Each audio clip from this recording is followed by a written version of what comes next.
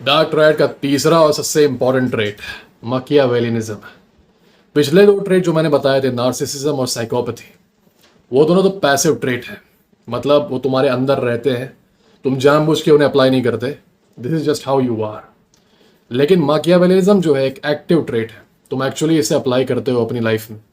तुम अप्लाई करते हो कि तुम्हारे जो एक्शंस हैं उनमें मकियावेलिनिज्म आए। अब मकियावेलिनिज्म है क्या?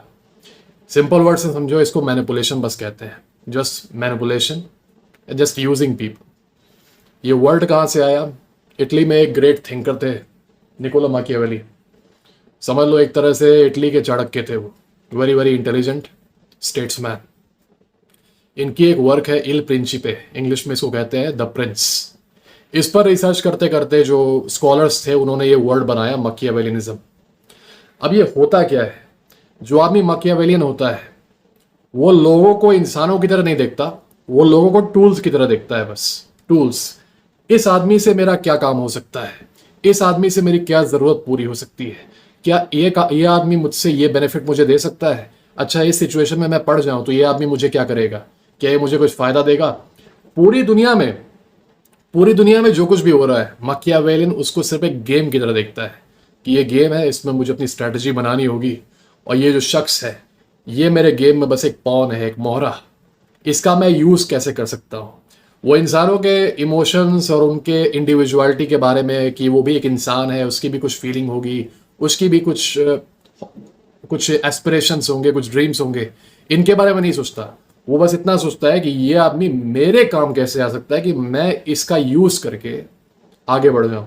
बस वो इतना सोचता है। तुम लोगों ने कुछ लोगों को बोलते हुए सुना होगा कि अरे अरे काम बन जाए फिर बात करना बंद कर देंगे।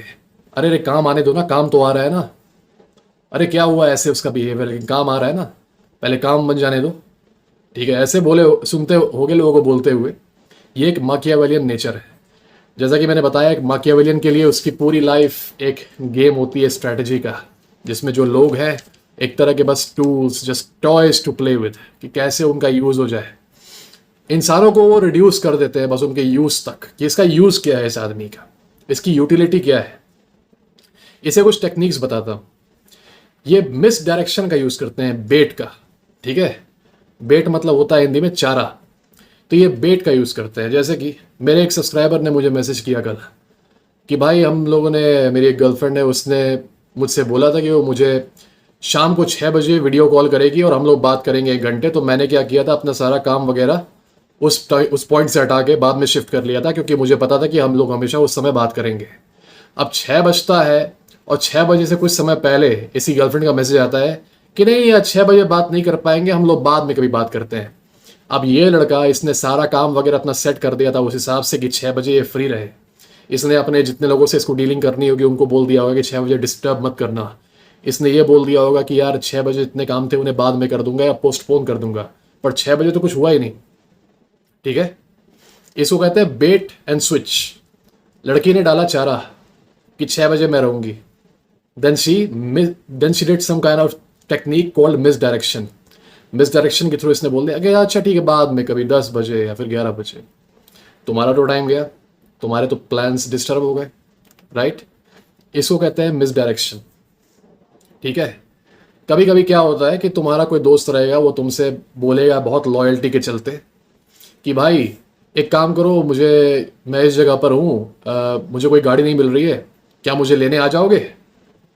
और तुम एकदम लॉयल्टी में आके वहाँ पे उसे लेने पहुँचते हो अपनी बाइक से, और उसे फ़ोन करते हो। तब तक वो कहता है कि नहीं नहीं, अरे भाई मुझे मुझे टैक्सी मिल गई, मुझे ऑटो मिल गया, मैं रास्ते में हूँ। बिना तुम्हें बताए, तुम्हें मिस डायरेक्शन उसने दे दिया, तुम वहाँ पहुँच गए। उसके बाद वो बताता है कि नहीं अरे अरे ऑटो मिल गया, ऑटो मिल गया। उसे वो एक ऐसी सिचुएशन में कभी था ही नहीं कि उसे राइड की ज़रूरत पड़े। उसे टैक्सी वगैरह सब मिल चुकी थी। वो तो मैं ऑलरेडी ऐसे ही मैनिपुलेट कर रहा था। क्यों कर रहा था बताता हूँ। एक मैकियावेलियन की दूसरी टैक्टिक ये होती है कि वो प्रिटेंड करता है कि वो बिजी है। मतलब वो असली में बिजी नहीं होता, वो प्रिटेंड करता है कि वो बिजी है तुम्हें मैनिपुलेट करने के लिए। वो तुम्हें बताएगा कि यार मैं बहुत बिजी हूँ, मेरे पास ये काम है वो काम है, इसलिए जल्दी जल्दी बताओ क्या बात है, जल्दी जल्दी बताओ क्या काम है, ताकि मैं तुमसे बात करके देखूँ कि मेरे पास उतना इंपॉर्टेंस है कि नहीं तुम्हारा। तो मुझे जल्दी बताओ, मुझे बहुत जल्दी है। ऐसी लड़कियां भी करती है, मैं बहुत बिजी हूँ बताओ। 5 मिनट बात हो पाएगी बस। माकियावेलियन असली में बिजी नहीं रहता, वो बिजी होने की प्रिटेंस दिखाता है, वो करता है कि मैं बिजी हूं, बस बिजी होने का नाटक करता है। इसलिए करता है ताकि वो ये दिखा सके कि तुम उसके लिए डिस्पोजेबल हो, ठीक है, यू आर डिस्पोजेबल। और वो इतना इंपॉर्टेंट है कि वो एहसान कर रहा है तुम्हें टाइम देके। असल में इसका रियलिटी तो उल्टा है, तुम उसके लिए डिस्पोजेबल नहीं, तुम उसके लिए बहुत इंपॉर्टेंट हो, तुम्हारी बहुत वैल्यू है उसकी लाइफ में जिसको वो यूज़ करना चाहता है। लेकिन तुम्हारी वैल्यू को यूज़ कैसे करेगा? अगर तुमसे अपने आप को छोटा दिखा दिया तो तुम तो तभी उसके पीछे भागोगे ना, जब तुम्हें ये नॉलेज रहेगा कि तुमसे किसी ना किसी वे में ऊंचा है, तुम्हें इसकी ज़रूरत है। माकियावेलियन को ज़रूरत तुम्हारी होती है, पर वो ये दिखाता है तुम्हें कि तुम्हें उसकी ज़रूरत है। कैसे? बिजी हो जाएगा, मिस डायरेक्शन करेगा, होगा ये कि तुम उसको चेस करोगे, हमेशा पीछे पड़े रहोगे। बताएगा मैं बहुत बिजी हूँ, मुझे मुझे इतने बजे कॉल मत करना, उतने बजे कॉल मत करना, मुझे 3 बजे कॉल मत करना दोपहर के। पता चला 3 बजे वो लेटा हुआ है बेड पे आराम से अपने, लेकिन वो तुम्हें दिखा रहा है कि ही इज बिजी। है तुम्हारी वैल्यू ज़्यादा उसकी लाइफ में क्योंकि वो तुमको यूज़ करना चाहता है, पर वो तुम्हें प्रिटेंड कराएगा कि तुम डिस्पोजेबल, तुम्हारी कोई वैल्यू नहीं है। तुम्हें वो जब चाहे तब फेंक दे, ठीक है, और फेंकेगा तो ज़रूर, लेकिन जब तुम्हारी पूरी वैल्यू वो सक कर लेगा तब। This was being busy, pretending to be busy basically.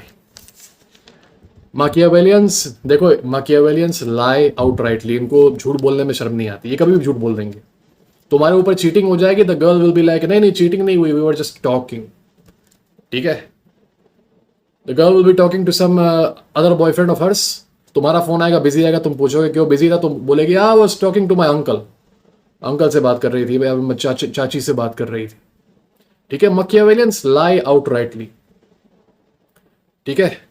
तुम्हारा दोस्त तुम्हारी पीठ पीछे अपने दोस्तों से बोलेगा कि यार ये कितना बड़ा बेवकूफ़ है, जब भी मैं इससे पैसे वगैरह मांगता हूँ ये बेवकूफ़ों की तरह दे देता है मुझे, है ना, इससे और लूटूंगा मैं। और तुम्हारे सामने बोलता है कि नहीं नहीं भाई, मैं तुम्हारी इतनी वैल्यू करता हूँ कि मुझे लगता है कि तुम्हारे से अच्छा दोस्त मेरे लिए कोई होगा ही नहीं, मैं तुम्हें बहुत कुछ समझता हूँ यार। अच्छा बाय द वे, वो थोड़ा सा 10,000 रुपये की ज़रूरत थी, क्या मिल सकता है क्या? माकियावेलियंस जेलेसी भी यूज़ करते हैं। जेलेसी कैसे? ट्रायंगुलेशन से, मतलब किसी थर्ड पर्सन का यूज़ करके तुमको जेलस कराएंगे। जैसे कि तुम लोग का ब्रेकअप होता है, नो कांटेक्ट में आते हो तुम लोग, तो फिर तुम लोग कहते हो कि भैया स्टेटस पे वो दूसरे लड़के के साथ लगा रही है फ़ोटो, इसका क्या मतलब हो सकता है? वो दूसरे लड़के के साथ वर्कआउट वीडियोस वगैरह डाल रही है स्पॉट करते हुए, इसका क्या मतलब हो सकता है? उसने ग्रुप में फ़ोटोज़ डाली, उसमें 3 लड़कियां हैं, 4 लड़के भी हैं, तो इसका मतलब क्या हो सकता है? यही तो है ट्रायंगुलेशन, यही तो है एक टेक्निक तुम्हें मैनिपुलेट करने की और तुम्हें चेस कराने की, जबकि वैल्यू तुम्हारी हाई है, that's why she is doing this. पर तुम्हें लगे कि यू आर डिस्पोजेबल, कि तुम चले गए तो she can replace you with anyone, that's how easy it is. She wants to make you feel disposable, इसीलिए she puts those pictures with the other guys कि तुमको लगे कि यार मैं इतना बेकार हूं कि अभी 2 दिन नहीं हुए इसने मुझे रिप्लेस कर दिया, इसका मतलब मेरी वैल्यू सही में लो होगी। चलो एक काम करता हूँ, इसे मैसेज करके हाथ पैर जोड़ के इससे माफ़ी मांग लेता हूँ, that's what you will do, ठीक है। This is how Machiavellians work.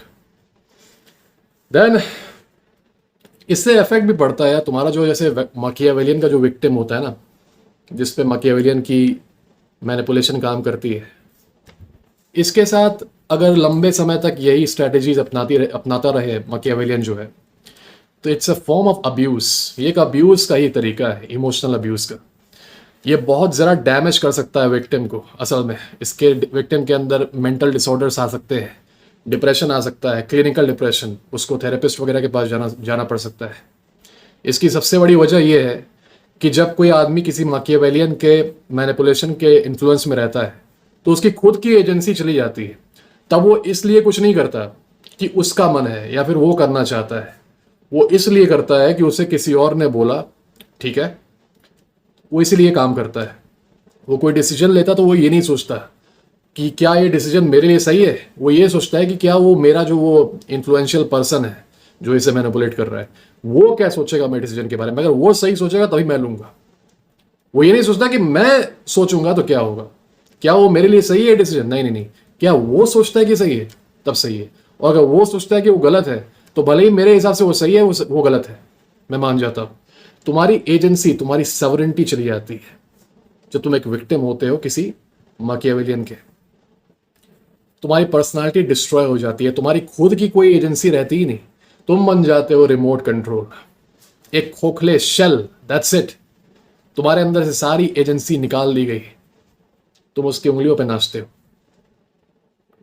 और वो फिर मैकियावेलियन जो तुम्हारी सारी वैल्यू यूज कर लेता है, तुमसे सारा काम निकाल लेता है, तो बड़े ही आसानी से तुम्हें कट ऑफ कर देता है। तुमने ये चीज़ फेस किया होगा। तुम्हारे कुछ फ्रेंड्स जो कि तुमसे बहुत मोहब्बत करते थे, बहुत प्यार दिखाते थे, बहुत सपोर्ट दिखाते थे जब तक तुम उनके लिए काम कर रहे थे। तुम्हारा काम जैसे ही खत्म हो गया उसके बाद से या तो उन फ्रेंड्स ने तुम्हें एकदम से कट ऑफ कर दिया, या तो वो तुमसे एकदम रूड हो गया अचानक से। तुमने ये चीज़ रिलेशनशिप में भी देखी होगी। मैं अपने कुछ सब्सक्राइबर्स को वार्न करता हूँ कि अगर तुम्हारा ब्रेकअप हो चुका है तो तुम्हें और तुम्हारे एक्स के बीच में कोई बात ही नहीं होनी चाहिए, क्योंकि तुम लोगों को रिश्ता नहीं है। फिर भी मेरे कुछ सब्सक्राइबर्स अपनी एक्स के कहने पे उसके लिए काम वगैरह करते हैं, सामान वगैरह लाते हैं इधर से उधर जाके, उसकी हेल्प करते हैं क्राइसिस वगैरह में। मैंने कहा कि यार तुम्हारा कोई उससे रिश्ता नहीं है अब, ठीक है, तुम लोग की बात नहीं होती। उसने तुम्हें छोड़ दिया तब जब तुम्हें उसकी सबसे ज़्यादा ज़रूरत थी। जब तुम बिस्तर पे लेट के रो रहे थे ना तकिए में अपना मुंह दबा के, तब तो वो वहाँ नहीं थी। तुमने चिल्ला चिल्ला के उसका नाम बुलाया होगा, तब तो वो वहाँ नहीं आई। उसने तुम्हारे फ़ोन काटे, उसने तुम्हारे मैसेजेस का जवाब नहीं दिया। अब जब तुम रिकवर कर रहे हो तो फिर उसका मैसेज आ रहा है कि क्या मुझे इतने तुम पैसे दे सकते हो क्या? अरे यार मुझे ये प्रॉब्लम आ गई है, प्लीज़ आके यहाँ पे हेल्प कर दो। अरे यार यहाँ लड़ाई हो गई है, आके ये हेल्प कर दो। अरे मेरे दोस्त की लड़ाई हो गई, आके उसे बचा लो। क्या तुम्हें ये करना चाहिए जब तुम्हारा कोई रिश्ता नहीं उससे? You are single, think about it. You are in no contact, you told her कि we will not talk until we decide to come back, but still तुम्हारा यूज हो रहा है, तुम्हारी यूटिलिटी का इस्तेमाल हो रहा है। और क्या होगा जब तुम्हारी यूटिलिटी पूरी तरह से इस्तेमाल हो जाएगी और खत्म हो जाएगी तुम्हारी यूटिलिटी? तो क्या होगा? वो तुमसे दोबारा बात करना बंद कर देगी जैसे पहले नहीं करती थी। फिर तुम हैरान हो जाओगे कि यार मैंने तो इसके लिए इतना कुछ किया, ये अचानक से गायब क्यों हो गई? अरे this is not surprising, you are under the manipulation of a Machiavellian, जिसने तुम्हारी खुद की एजेंसी लूट ली तुमसे और तुम एक खोखले इंसान बन गए। पता है कई बार तुम्हारी ट्रेनिंग ऐसे हो जाती है, कुछ लोग सालों से इस ट्रेनिंग में है कि तुम लोग दूसरों के हिसाब से ही एक्ट करते हो। तुम लोग कभी खुद से कोई डिसीजन नहीं लेते, खुद से कुछ सोचते नहीं कि मुझे क्या ये चीज़ मेरे लिए सही है। अपना चाहे ड्रेसिंग सेंस हो या फिर हेयर स्टाइल हो या फिर कुछ भी हो, बोलने का तरीका हो, चलने का तरीका हो, तुम लोग ढालते हो दूसरों के कहने पे। तुम्हारे दोस्त ने कह दिया, तुम्हारी गर्लफ्रेंड ने कह दिया, तुम्हारे रिलेटिव्स ने कह दिया। कभी भी खुद का नहीं कोई डिसीजन करते, कभी भी खुद की कोई निर्णय नहीं लेते कि मुझे ये चीज़ पसंद है इसलिए मैं कर रहा हूँ, ठीक है। हमेशा दूसरों का फीडबैक लेते हो और एक तरह से दूसरे ही तुम्हें कंट्रोल करते हैं। तुम्हारी कोई एजेंसी नहीं रहती। और अगर तुम्हारी कोई एजेंसी नहीं रहेगी यार, तो you will just be used by the people. क्योंकि सैडली दुनिया में मैकियावेलियंस काफ़ी ज़्यादा है। कुछ लोग लो लेवल का मैकियावेलिज्म करते हैं, कुछ लोग हाई लेवल का, ठीक है। ये लोग रेयर नहीं होते, तुमको हर तरफ मिल जाएंगे। बल्कि मतलब तुमको एक गरीब भिखारी से लेके एक अमीर बिलियनर बिजनेसमैन, सबके अंदर इक्वालिटीज़ मिल जाएंगी। मैनिपुलेशन है, ठीक है, एक तरह का तुम्हारे एक्शंस को इन्फ्लुएंस करना, तुम्हारा यूज़ करना, तुम्हारी अच्छाई का इस्तेमाल करना, तुम्हारी काइंडनेस को एक तरह से मैनिपुलेट करके अपने यूज़ में ले आना। ये सारी क्वालिटी है मैकियावेलियन की। कई बार मैकियावेलियनिज्म पता है अच्छे वे में भी यूज़ होती है। जैसे कि तुम्हारे पेरेंट्स बोलते हैं ना, अच्छे इंटेंशन से बोलते हैं कि बोर्ड्स में बेटा मेहनत कर लो, उसके बाद से तुम्हारी लाइफ एकदम सेट है। 10th के बोर्ड्स में नंबर अच्छे ले आओ, तो उसके बाद से एकदम लाइफ सेट है। अब देखो ऐसा होता तो नहीं है, तुमको ही मालूम है। लेकिन जब वो बच्चे को ये चीज़ बोलते हैं ना कि 10th में बस बेटा एक बार मेहनत कर लो, उसके बाद लाइफ सेट है, तो वो क्या करता है, उसको ये लगता है कि सही में लाइफ सेट है, तो वो सही में मेहनत करता है और सही में नंबर ले आता है, ठीक है। तो एक अच्छे इंटेंशन से मैनिपुलेशन होता है ये, उसके एक्शंस को इन्फ्लुएंस करते हैं उसके पेरेंट्स, ठीक है। ऐसे ही और भी चीज़ें होती हैं। बचपन से भी मैकियावेलिज्म का इस्तेमाल करते हैं पेरेंट्स अपने बच्चों के साथ कि खाना खा लो नहीं तो वो बुढ़िया आ जाएगी, ऐसे ऐसे तुम्हें डराएगी, बच्चे के फ़ायदे के लिए। पर ऐसा कुछ होता तो नहीं है ना। अब स्टैटिस्टिकली मैकियावेलिज्म की क्वालिटीज़ दोनों जेंडर्स में से किस में पाई जाती हैं? देखो मोस्टली पाई जाती है ये वुमेन में, ठीक है, और फेमिनिन मेन में, जो कि काफ़ी नेचुरल है, काफ़ी अंडरस्टैंडेबल है, क्योंकि इवोल्यूशन के हिसाब से आदमियों को फिजिकल पावर दी गई थी कि हम लोग चीज़ों को लड़ के उन्हें अटैक करके सॉल्व कर दें, है ना।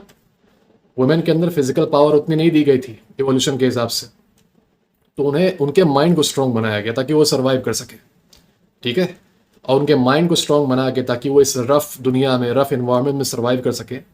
इसलिए उनके अंदर नेचुरली माकियावेलिज्म की पावर जो है ज़्यादा रहती है। साथ ही साथ जो फेमिनिन आदमी है, जो आदमी मतलब तुम लोग पता नहीं क्या क्या वर्ड बोलते हैं उन्हें, और जो लो मैस्कुलिन आदमी है, जो थोड़े से सॉफ्ट हैं, उनके अंदर भी क्वालिटी डेवलप हो जाती है समय के साथ, क्योंकि ये स्कूल वगैरह में रहते हैं, कॉलेज वगैरह में रहते हैं, बुली होते हैं, इन्हें लोग परेशान करते हैं, इन्हें लोग मारते भी हैं। तो इनको भी अपने सर्वाइवल के लिए, क्योंकि फिजिकल परसूट्स मान लो नहीं कर पाते, तो अपने सर्वाइवल के लिए उनको भी अपने आप मैकियावेलियन क्वालिटीज़ डेवलप करनी पड़ती है ताकि वो रह पाए इस दुनिया में, ताकि वो आगे बढ़ पाए।